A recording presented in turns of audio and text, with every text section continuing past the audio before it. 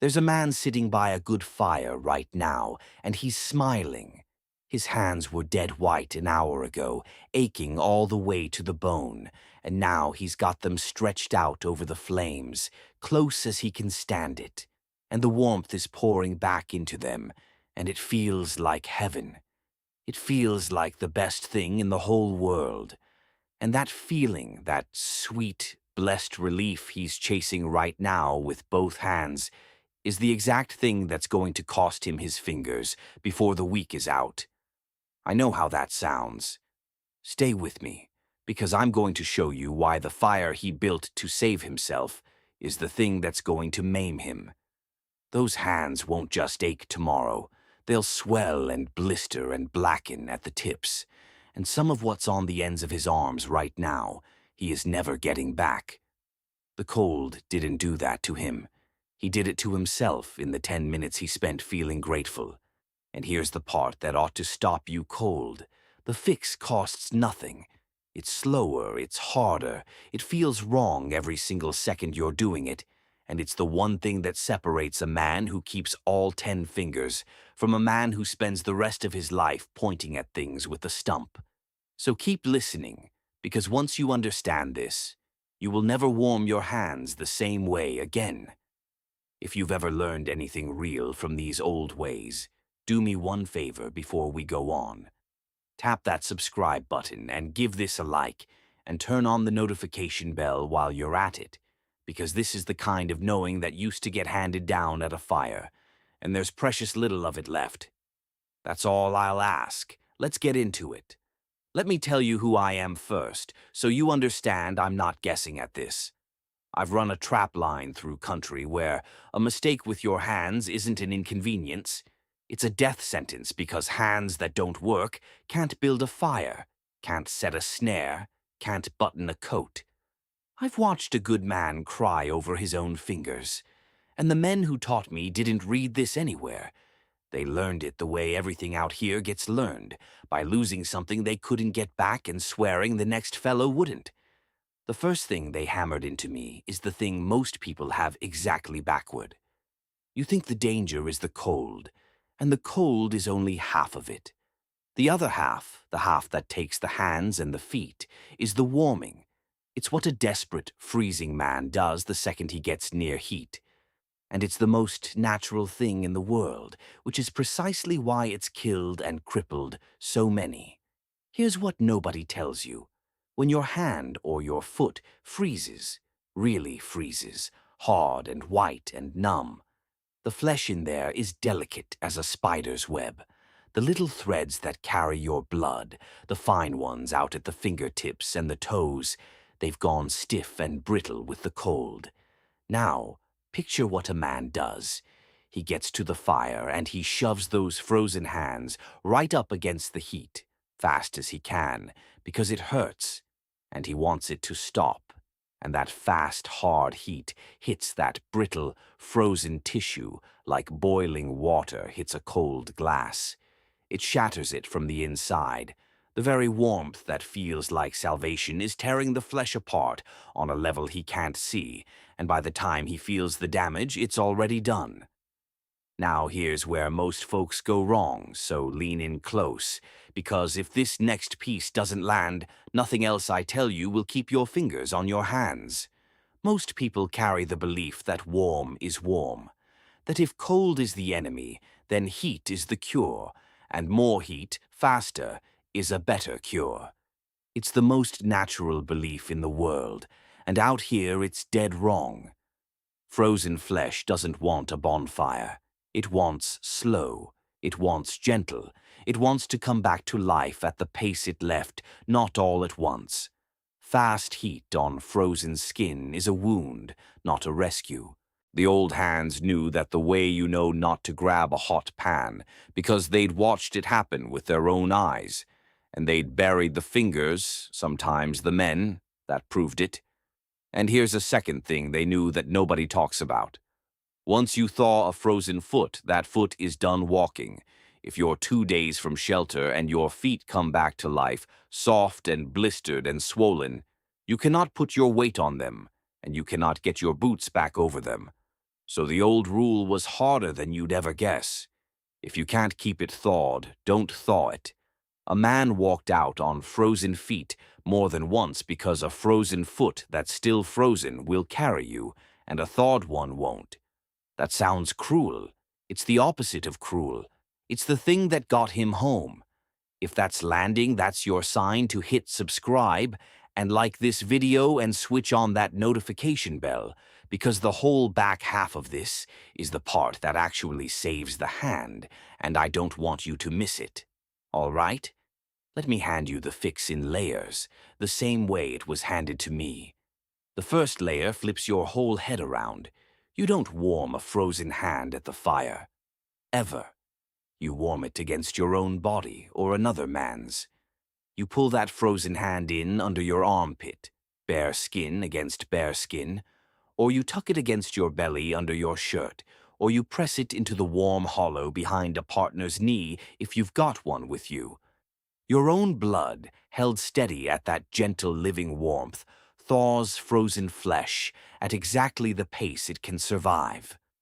No fire ever built can be trusted to do that, because a fire only knows one speed, and that speed is too fast. The second layer is the one almost everybody gets backward, and it goes like this.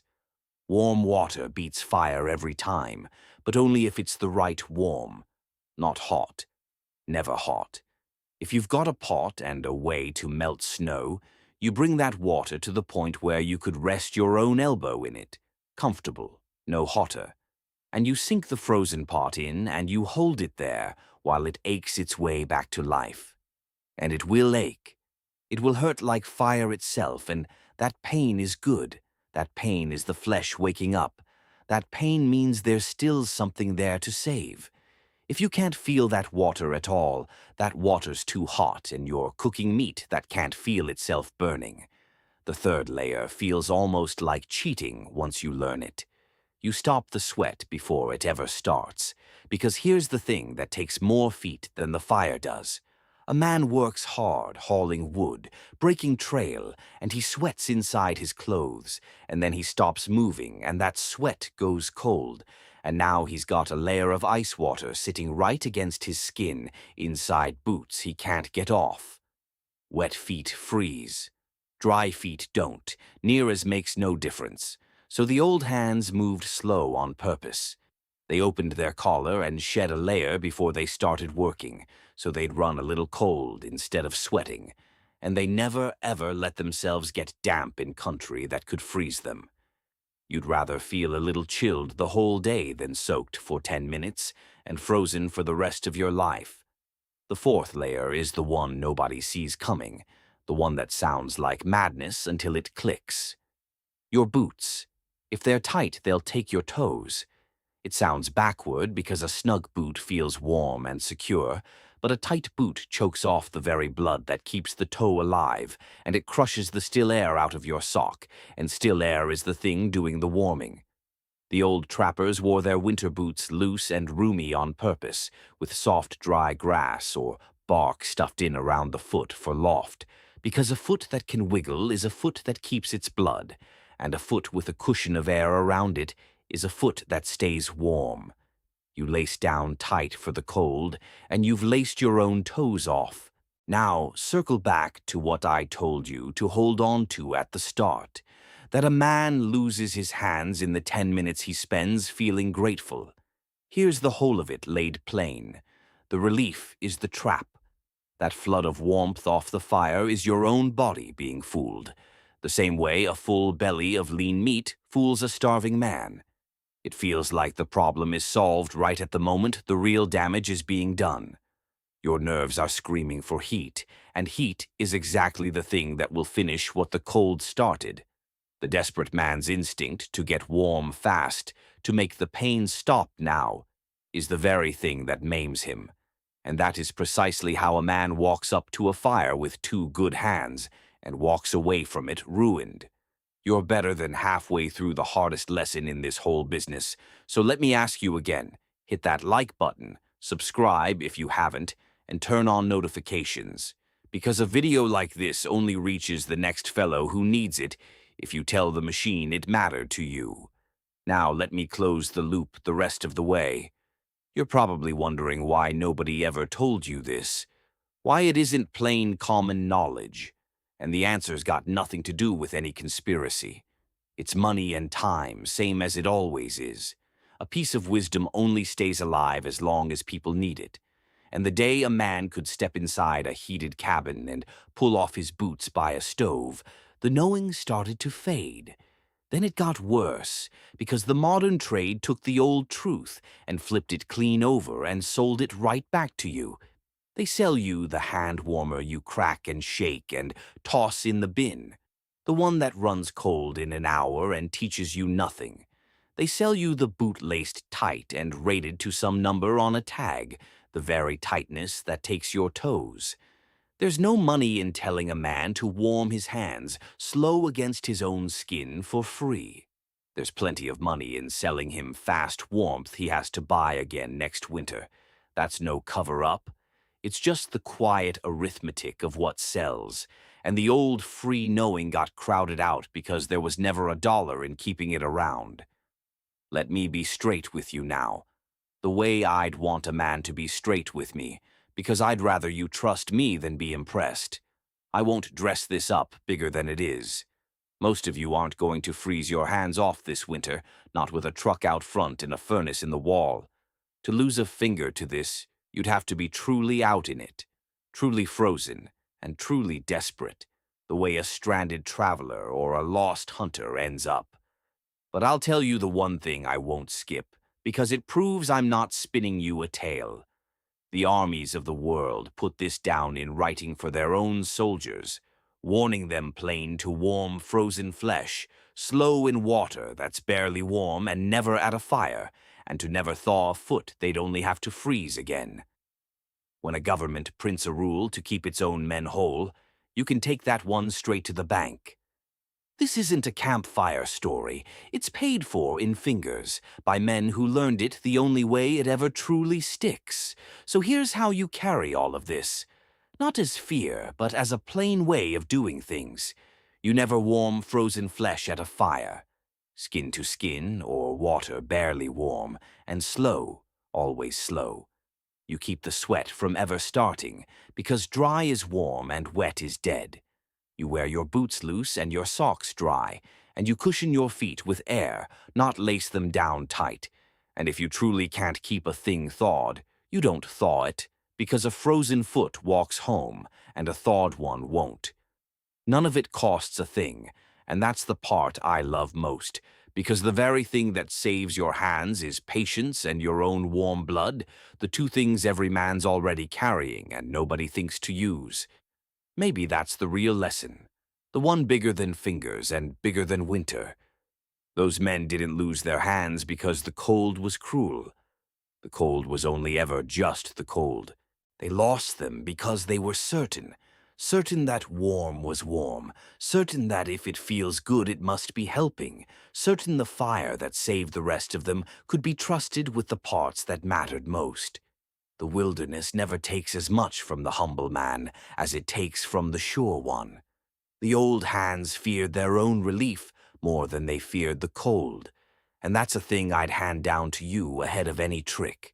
So here's the whole of it, small enough to carry and free as the snow on the ground. Never thaw at the fire, warm slow against living skin. Keep the sweat from ever starting. Wear it loose and keep it dry. And if you can't keep it thawed, leave it frozen till you can. Do that much, and the hardest winter this country can throw won't cost you so much as a fingertip. You made it to the end of the hard one, so I'll ask you this last time, and then I'll let you go. Subscribe, give this a like, and turn that notification bell on, because the people who settled this land knew 1,000 things like this, and this channel is me trying to hand them back to you before they're gone for good. Tell me down in the comments, what did your own people do to keep their hands and feet through a hard winter? Because half of what I know I learned from somebody else's grandfather, and I'd be a fool to think I've heard it all. And next time I've got another one that runs dead against common sense, an old rule about drinking water in the wild, where the clearer and prettier that stream looks, the more likely it is to lay you flat. I'll show you why the old hands feared the cleanest-looking water most of all. Until then, take care of your hands and don't ever trust Worm to tell you the truth.